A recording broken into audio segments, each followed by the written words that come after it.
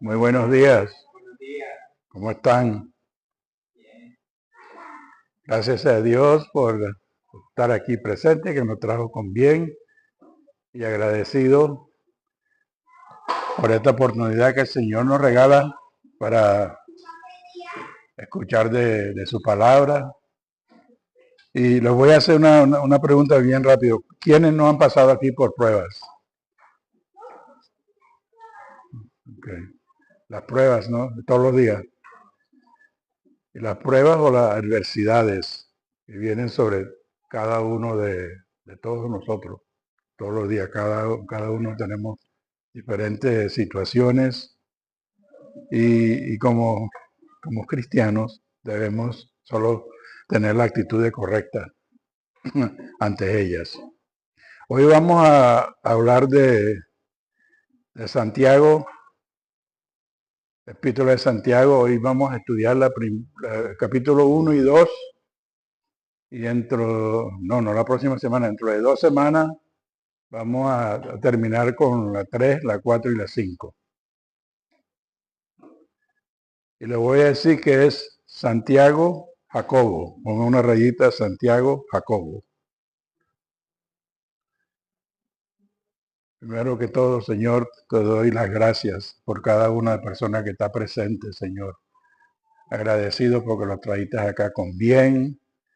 Y también te damos las gracias porque tienes algo para nosotros, para enseñarnos, Señor, a vivir cada día. Aunque sean con pruebas o sin pruebas, sabemos que tú siempre estás ahí para darnos la palabra correcta para confrontar esas pruebas. Estamos agradecidos por la vida de la familia Ochoa, mi esposa. Gracias a Dios le ha regalado otro año más de vida. A doña Rubiela, que llegó aquí con bien y sigue la cuidando, Señor, y protegiendo. A los hermanos Benavides, también el Señor sigue protegiéndolos y haciendo en ellos cada día. Cuídalos de ellos también, Señor. Y que cuides también nuestra salida, Señor, cuando salgamos de aquí, que salgamos gozosos de lo que nos has dado, lo que nos has enseñado hoy día. En el nombre de Jesús, amén. Como le decía, el título de esta carta tiene origen en el nombre de su autor, que es Jacobo, quien fue medio hermano de Jesús, pero se le tituló Santiago como resultado de la contracción de Sant y Jacob, con Y, la cual es la forma hebrea para Jacobo. Y el texto clave de esta carta está en el capítulo 2, versículo 26, y eso dice así: porque como el cuerpo sin espíritu está muerto, así también la fe sin obra está muerta. Está en el capítulo 2, versículo 26, que lo vamos a leer más adelante. El término clave aquí es obras. Y esta carta se centra en la importancia de las buenas obras como evidencia de la fe genuina, así complementa también perfectamente con Gálatas o a Gálatas. Esta carta que nos enseña que la fe verdadera debe expresarse diariamente por buenas obras, especialmente ante las pruebas, las persecuciones, las tentaciones y provocaciones. Nos dice que estas buenas obras demuestran la presencia de la fe y la justificación ante Dios. Esta carta fue escrita aproximadamente en el año 45 después de Cristo. Y como antes mencionaba, el autor se identificó como Santiago, quien era el Jacobo que sobresalió en la iglesia de Jerusalén. Y eso se puede ver en Hechos 12:17. No sé si te lo pueden buscar, yo le doy un tiempecito para que lo localicen. Hechos, capítulo 12, versículo 17.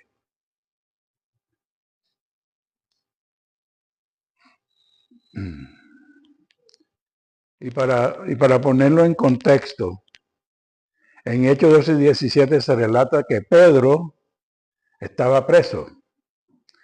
Y cuando Herodes lo iba a sacar de la cárcel, probablemente lo iba a matar, para matarlo. Pero el Señor, ¿qué hace? El Señor envía un ángel, quien sacó a Pedro de la cárcel. Pedro fue a la casa de María, madre de Juan, en donde se encontraban ahí ellos orando por Pedro. Y cuando Pedro toca la puerta, Rode no se la abre, porque estaba tan emocionada que no creía que él estaba ahí, tocándole la puerta. Ella fue y le avisó a los que estaban ahí orando por él, y no le creyeron, pero al fin abren la puerta, y Pedro les dijo que fueran a avisarle ¿a quién? A Jacobo. ¿Quién es Santiago? Y a los demás. Aquí nos demuestra de que Jacobo es una persona muy respetable como líder de la iglesia, y se trataba de Jacobo, al hermano del Señor. Lo podemos eso ver en Gálatas 1:19, si ustedes pueden.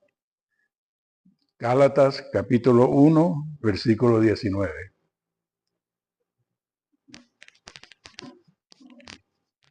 Santiago o Jacobo fue hijo de José y María, pero él no creía en Jesús. Su hermano mayor, no creía que él era el Mesías. Pero esto cambió cuando, tras la resurrección, cuando Jesús se le apareció también, lo se puede ver también en Mateo 13:55. Capítulo 13, versículo 55. Y si alguien lo quiere leer rapidito, por favor.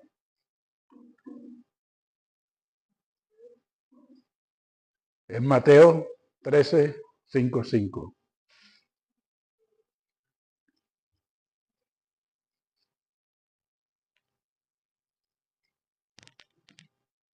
Pero si es Jesús, el hijo de José, el carpintero, su madre es María, sus hermanos son Santiago, José, Simón y Judas. Gracias. Entonces Jacobo dice que era un líder eficaz, tal como lo demuestra ahí en Hechos, lo que nos lo he hecho en el 12:17, en esa carta. Aparentemente ascendió al liderazgo en la iglesia de Jerusalén, alrededor del tiempo que Pedro abandonó el lugar. Hacia el año 44 después de Cristo, lo podemos también leer en Hechos 12:17, que ya eso ya lo leímos y explicó. 12:17. Hermanos y hermanas, el tono de esta carta es tal que debe producir el concilio de Jerusalén del año 49 después de Cristo, que reveló a los gentiles el cristianismo de manera oficial y completa. La epístola pudo haber sido el primer libro del Nuevo Testamento, escrito en los años 44 y 49 después de Cristo, y posiblemente fue escrita en Jerusalén. Esta carta fue escrita a los seguidores judíos de Jesús. Su reunión se llamaban ¿qué? Una congregación, que es lo que estamos nosotros, ¿no? Una congregación. En el original, y lo podemos leer en el capítulo 2, versículo 2, fueron dirigidos por ancianos. Entonces, si va al 2:2,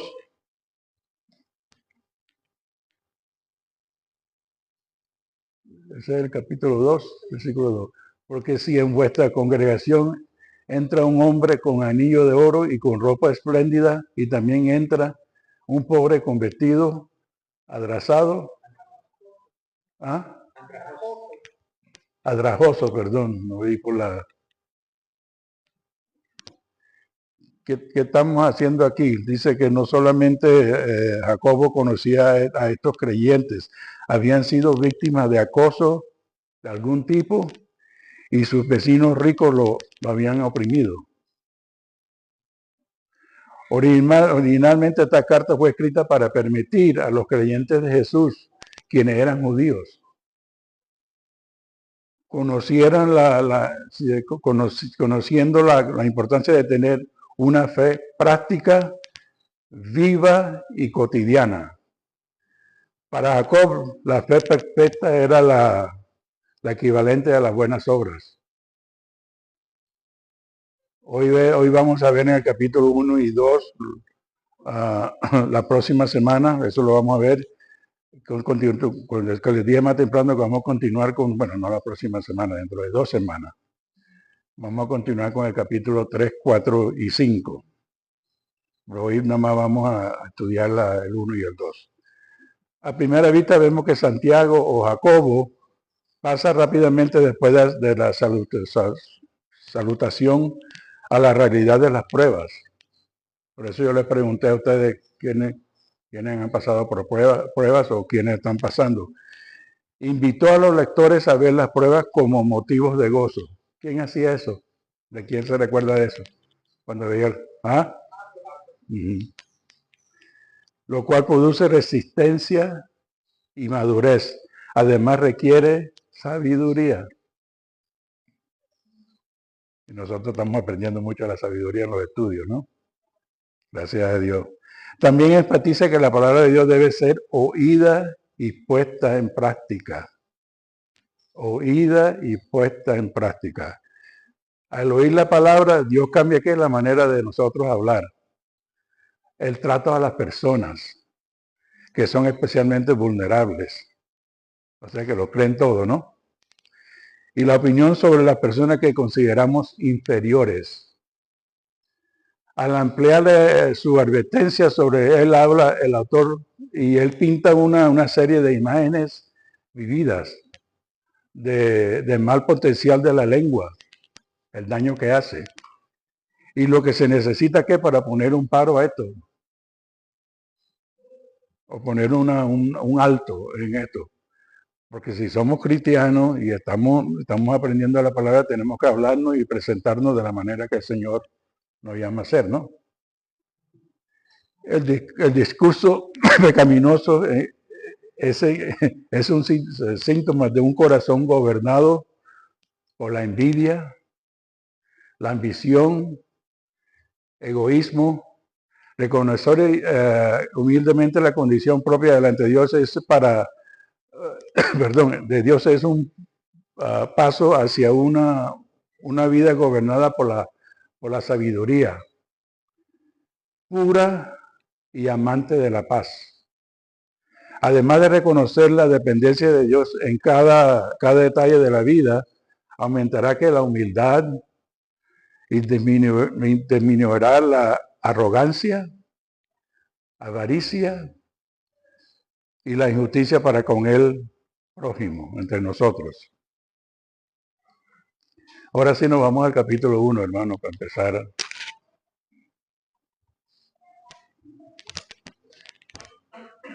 El capítulo 1 nos habla de las actitudes correctas ante la prueba. Y en el 1:1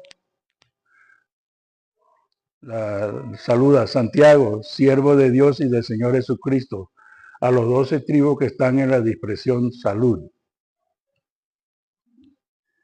Es muy interesante ver que el escritor se presenta como siervo de Dios y del Señor Jesucristo. Expresión que procura no solo darle la gloria al Creador y al Salvador, sino que hay evidencia de una actitud humilde y consciente de su condición y dependencia de nuestro Dios. La expresión las 12 tribus que están en la dispersión es un nombre simbólico que encierra la iglesia cristiana dispersa por el mundo conocido. Este término de las 12 tribus se refiere a los judíos que vivían fuera de Palestina. Residían en una ciudad desconocida del Imperio Romano donde se hablaba griego. Y ahora si leemos Santiago capítulo 1 del 2 al 8, ¿alguien lo puede leer? Lo tienen ahí, lo pueden leer de acá. Hermanos míos, tened por sumo gozo cuando os halléis en diversas pruebas, sabiendo que la prueba de vuestra fe produce paciencia, mas tenga la paciencia su obra completa, para que seáis perfectos y cabales, sin que os falte cosa alguna. Y si alguno de vosotros tiene falta de sabiduría, pídala a Dios, el cual da a todos abundantemente y sin reproche, y le será dada. Pero pida con fe, no dudando nada, porque el que duda es semejante a la onda del mar, que es arrastrada por el viento, echada de una parte a otra. No piense pues quien tal haga, que recibirá cosa alguna del Señor. El hombre de doble ánimo es inconstante en todos sus caminos. Gracias y amén. No habrá que las pruebas y las adversidades vienen sobre toda persona. Pero como cristianos debemos no solo tener las actitudes correctas ante ellas, sino asimilar la enseñanza divina que encierra aquella circunstancia. Es muy importante no solo pasar la prueba, sino que aprender de ella. ¿Por qué estoy pasando por esto? Hay una razón. Aprendimos, es como tener experiencia. Yo pasé por eso, ya yo sé lo que tengo que hacer, pero tengo un Dios, tengo fe en un Dios que me va a proteger o me va a ayudar. Debemos tener presente que la iglesia del primer siglo estaba viviendo una gran persecución y mucha oposición. Entonces esta enseñanza es muy importante en aquel momento y más importante hoy día, en el presente. Lo primero que nos dice Santiago es que el cristiano debe estar gozoso en la prueba. Imagínense, ¿estás enfermo? Yo estoy contento. ¿Estoy encarcelado? No, yo estoy contento. Porque tengo un Dios que yo sé que me va a cuidar, me va a proteger y me va a bendecir. Así como lo dijo el apóstol Pablo en la mayoría de sus cartas. Ya que la palabra prueba aquí indica adversidad exterior. El gozo es que la capacidad que viene de Dios, ¿para qué? Para hacer al cristiano más fuerte adentro. Que la adversidad que de afuera. O sea que nos capacita para confrontar las adversidades que hay allá afuera, pero la tenemos adentro. El término gozo se traduce a la palabra griega kara, que significa además alegría, regocijo, indicando deleite por encima de las dificultades. Entonces imagínense, indicando deleite y por encima de la dificultad. Yo estoy pasando lo más mal, pero mire, estoy bailando y alabando a Dios. Eso no es fácil. Las razones que generan el gozo en el cristiano ante las pruebas son diversas. Aquí, que dice que el carácter como hijo de Dios se fortalece en paciencia. Esto es perseverancia y resistencia. Perseverancia, perdón. Y resistencia. La perseverancia genera perfección. Esto es que madurez se traduce al griego teleos, que significa también madurez completa. La prueba, ¿qué nos ayuda a la prueba? A crecer en la fe. ¿Y nos equipa para qué? Para sostener las situaciones que vienen adelante. Porque ya tenemos que experiencia.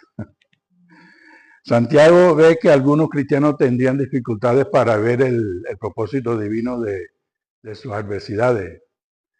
Por eso deben pedirle a Dios sabiduría para comprender de manera práctica su vida y el Señor te la da o te la va a dar abundantemente. Y esto debe hacerse con fe, pues el que duda no recibirá.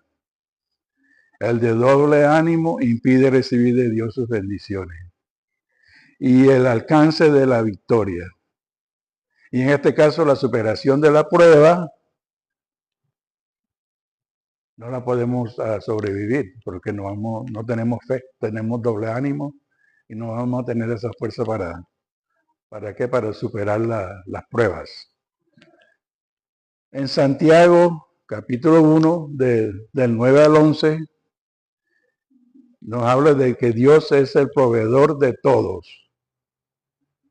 ¿Tú lo puedes leer? ¿Te alcanza a verlo o no? El hermano que es de humilde condición, gloríese en su exaltación, pero el que es rico en su humillación, porque él pasará como la flor de la hierba. Gracias. Sí, ¿Está bien? 9 y 11. Sí, Porque cuando sale el sol con calor abrasador, la hierba se seca, sus flores se caen y perece su hermosa apariencia.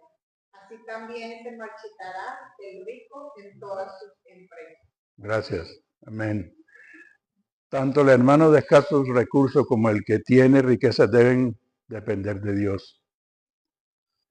El de humilde acusación debe que gloriarse o fortalecerse en la verdad de que es un heredero de Dios y coheredero con Cristo. Es Dios su suficiente proveedor. El cristiano rico más bien debe procurar su corazón humilde por las riquezas que son que pasajeras o temporales, como la flor, como lo dijo la palabra, o la hierba, las cuales ante el intenso sol se secan y pierden su belleza. Es fundamental depositar el corazón en Dios eterno y en su palabra que permanece para siempre.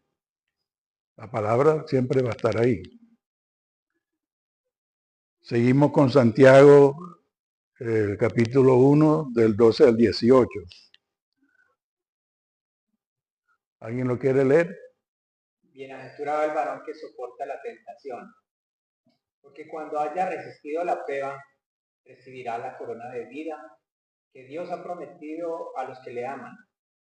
Cuando alguno es tentado, no diga que es tentado de parte de Dios, porque Dios no puede ser tentado por el mal, ni él tienta a nadie, sino que cada uno es tentado cuando de su propia concupiscencia es atraído y seducido. Entonces la concupiscencia, después que ha concebido, da a luz el pecado, y el pecado, siendo consumado, da a luz la muerte. Amados hermanos míos, no erréis.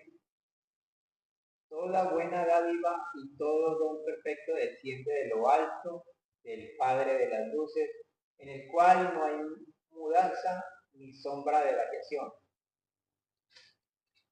Él de su voluntad nos hizo nacer por la palabra de verdad, para que seamos primicias de sus criaturas.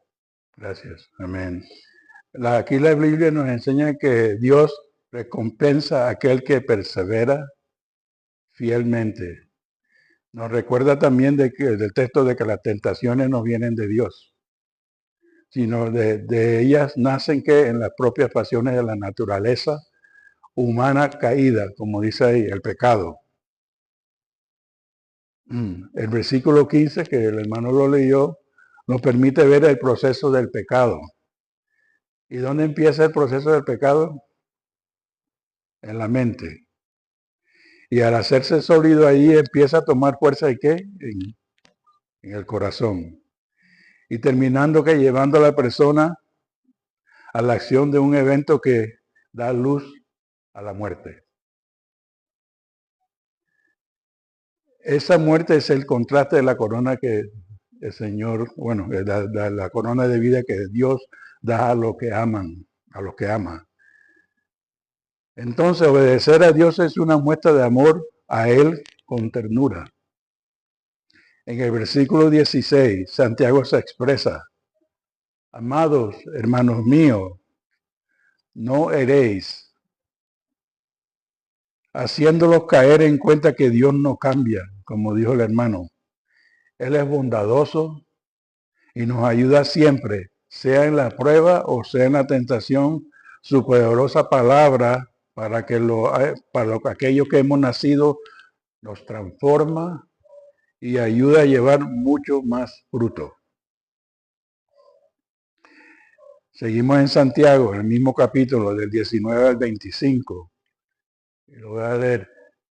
Por esto, mis amados hermanos, todo hombre sea pronto para oír y tardo para hablar, tardo para airarse.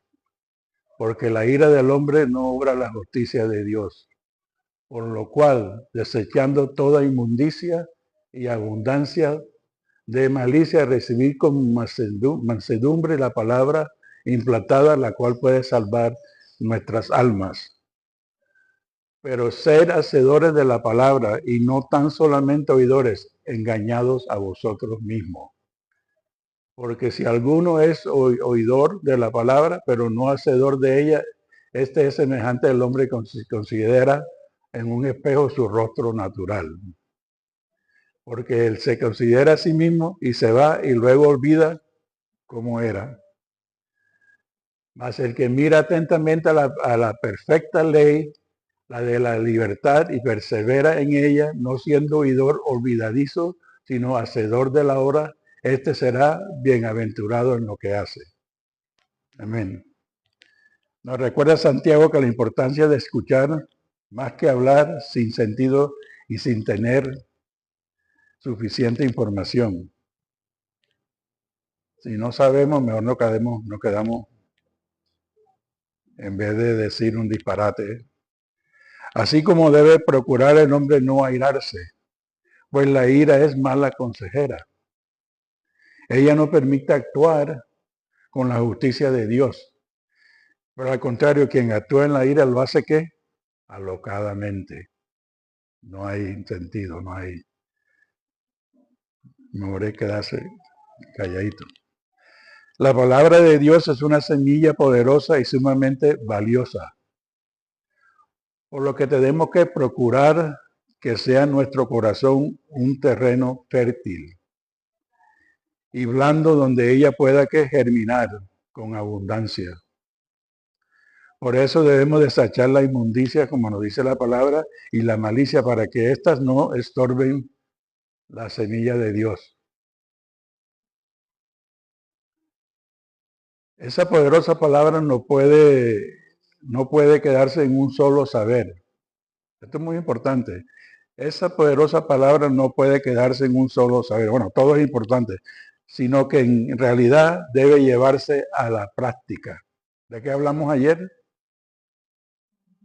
Aprendemos, pero tenemos que aplicarla. Oír o no hacer engañarse a uno mismo. Así como un hombre puede verse en un espejo, como le dijo la palabra, podemos nosotros también vernos a través de la palabra. Ella refleja nuestra condición real. ¿Puede el hombre olvidar que se ha visto en el espejo? Y también así puede olvidarse lo que leyó en la palabra de Dios. Sí puede. Pero sin embargo, el que mira atentamente a la ley del Señor y persevera en ella, no la olvidará,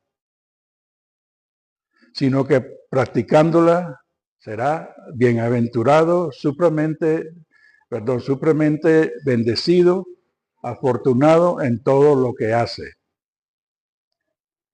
Y en Santiago 26, 27, la vida que Dios aprueba.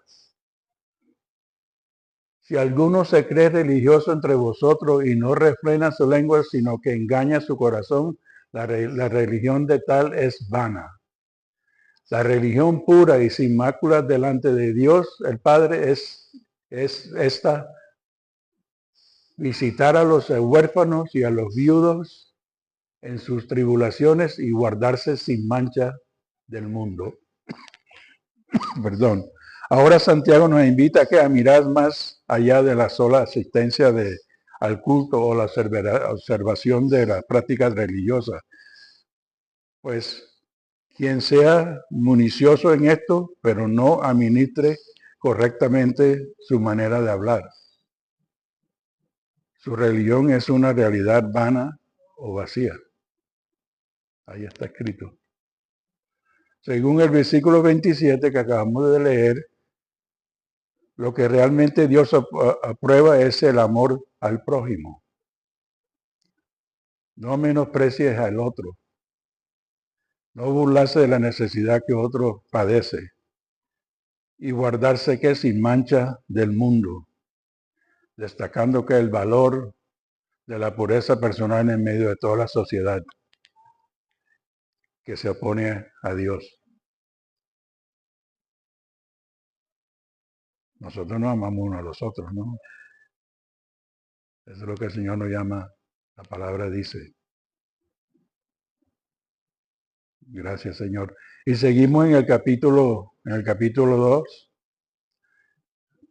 que es titulado La verdadera fe se muestra en el estilo de vida. Y podemos leer en Santiago 2, del 1 al 7, la verdadera fe es imparcial y no valora a todos por igual. Aquí dice, hermanos míos, que vuestra fe en nuestro glorioso Señor Jesucristo sea sin acepción de personas. Porque si en vuestra congregación entra un hombre con anillo de oro y con ropa espléndida, y también entra un pobre con vestido andrajoso, y miráis con agrado el que trae la ropa espléndida y lo decís, siéntate tú aquí en buen lugar, y decís al pobre, estate tú allí en pie, o siéntate aquí debajo de mi estrado. No hacéis distinciones entre vosotros mismos y venís a ser jueces con malos pensamientos. Hermanos míos, oíd, no ha elegido Dios a los pobres de este mundo para que sean ricos en fe y herederos del reino que ha prometido a los que aman. Esa es la pregunta que está haciendo. Pero vosotros habéis afrentado al pobre, no os oprimen los ricos, y no son ellos los mismos que arrastraron a los tribunales. ¿No blasfeman ellos al buen nombre que fue invocado sobre vosotros? Entonces aquí Santiago continúa destacando la importancia de la conducta correcta. En este caso en particular enseña que no debe haber preferencia en el trato de los demás. No es coherente decir que tenemos fe si actuamos de manera parcial y injusta. Santiago también usa un ejemplo mediante la llegada a la iglesia de una persona rica y una pobre. Por lo general se le ofrece, dice Santiago, la palabra, un trato preferencial dándole un buen puesto, mientras que al pobre se le trata con indiferencia diciéndole, quédate ahí de pie y siéntate en el suelo. Y eso pasa, hermano. Nosotros lo hemos visto. Vienen bien vestiditos y porque dan plata más que los otros, entonces vienen y lo tratan. Pero Dios no funciona de esa manera. Con estas acciones se pone en evidencia un discernimiento equivocado y malvado, olvidando que Dios ha escogido a los pobres para enriquecerlos en fe y en herencia que en el reino venidero. Y terminarán que valorando aquellos, los ricos, que han perseguido a los cristianos, arrastrándolos, como dice la palabra, a los tribunales e incluso hasta blasfemados contra Cristo. Debe haber entonces un equilibrio sano y justo que pues Dios envió a su Hijo, ¿para qué? Para morir por la salvación de todos, sin preferencia ninguna. En Santiago capítulo 2, del 8 al 13, en misericordioso recibirá misericordia. Entonces es del 8 al 13 que lees, si en verdad cumplir la ley conforme a la Escritura, amarás a tu prójimo como a ti mismo. Bien hacéis. Pero si hacéis acepción de personas, cometéis pecado y quedáis convictos por la ley como transgresores. Gracias, Señor. Porque cualquiera que guarde toda la ley, pero ofendiere a un punto, se hace culpable de todo. y hasta el 13, porque el que dijo no cometerás adulterio, también ha dicho no matarás. Ahora bien, si no cometes adulterio, pero matas, ya te has hecho transgresor de la ley. Así hablar y así hacer como lo que habéis de ser, juzgados por la ley de la libertad. Porque juicio sin misericordia se hará con aquel que no hiciere misericordia. Y la misericordia triunfa sobre el juicio.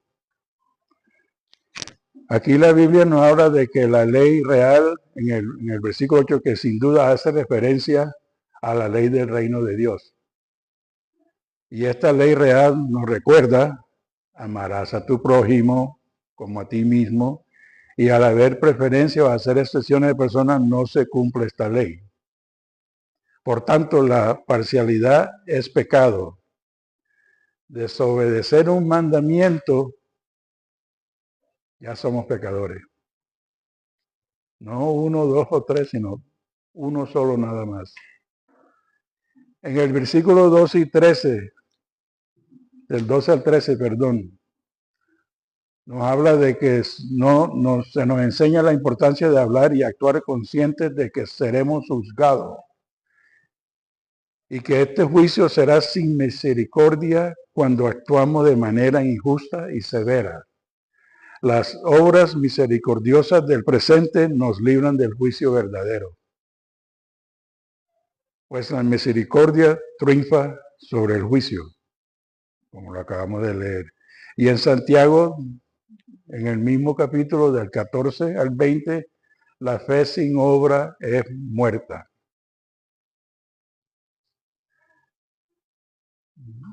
Hermanos míos, de que aprovechará sin algún dice que tiene fe y no tiene obras, ¿podrá la fe salvarle? Y si un hermano o una hermana están desnudos y tienen necesidad de mantenimiento de cada día, y alguno de vosotros le dice, id en paz, calentaos y saciaos, pero no les dais las cosas que son necesarias para que el cuerpo de que aprovecha. Así también la fe, si no tiene obras, es muerta en sí misma. Y el 17, así también la fe, el 18, pero alguno dirá, tú tienes fe y yo tengo obras. Muéstrame tu fe sin obras y yo te mostraré mi fe por mis obras. ¿Tú crees que Dios es uno? Bien haces. También los demonios creen y tiemblan. Más, ¿quieres saber, hombre vano, que la fe sin obras es muerta? Y como le dije aquí, esta parte es titulada La fe sin obras es muerta, como lo acaba de decir ahí. Debemos tener presente de que Santiago no está refutando o contradiciendo la justificación enseñada por el apóstol Pablo. Ambos usan los términos obras y justificación en sentidos diferentes. Veamos si alguno dice que tiene fe, pero no tiene obras. Es una fe falsa y estéril. Es una fe que no se corresponde con la nueva vida que Cristo ha otorgado en el nacido de nuevo.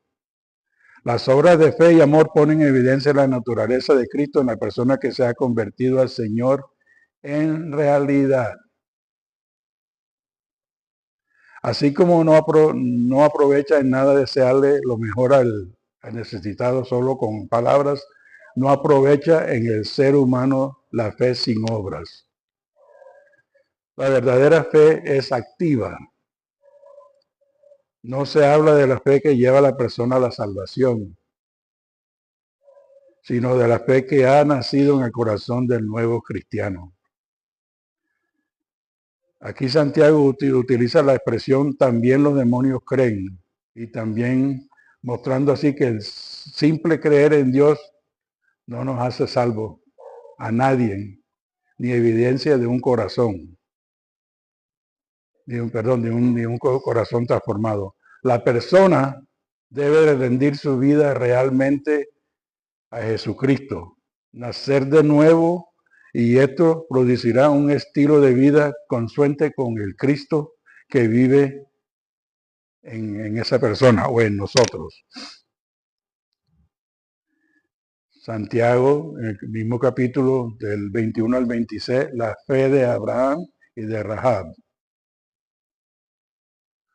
No fue justificado por las obras de Abraham nuestro padre cuando ofreció a su hijo Isaac sobre el altar.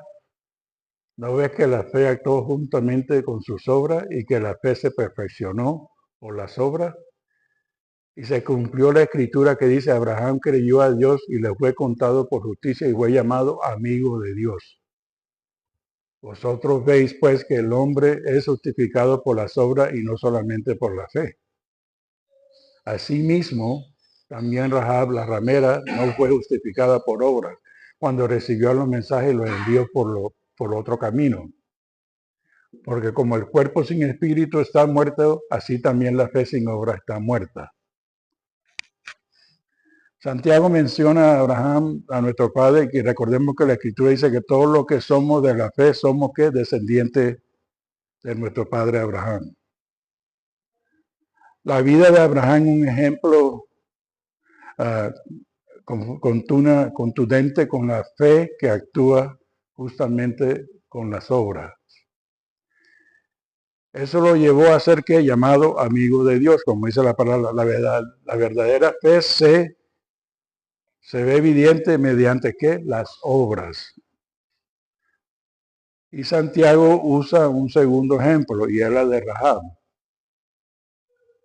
la ramera. No era hebrea, pero su fe en el Dios de los hebreos y sus obras, escondiendo y ayudando a los espías israelitas y pidiendo su salvación, la llevaron a ser libertada del juicio. La verdadera fe va mucho más allá de las palabras. ¿Qué pasó? Ella se salvó con su familia. ¿Por qué? Por la fe que ella tenía en Dios. No sé cuánta fe tenemos nosotros, cómo nos sentimos con Dios, de que cada vez que nos confrontamos con una prueba vamos a seguir para adelante o vamos a cuestionar a Dios. Entonces los dejo con ese mensaje. Le doy gracias a Dios por la enseñanza. Espero que cada vez que estamos pasando por una prueba, recuérdense de esto, de que tenemos un Dios poderoso y tenemos las herramientas para vencer esas pruebas. Y lo bueno de que estas pruebas, como dice la palabra, nos da experiencia para seguir más adelante. Amén. Bueno, Señor, gracias, Señor, por tu palabra. Estamos agradecidos por tu enseñanza. Y como dice la palabra, esperemos que la pongamos en práctica, que la usemos cada día. No solamente la enseñanza, sino también ser un ejemplo de amarnos unos a los otros, no estar señalando a los otros si son pobres o si son ricos. Todos somos iguales y tú nos amas a todos igual. No hay diferencias.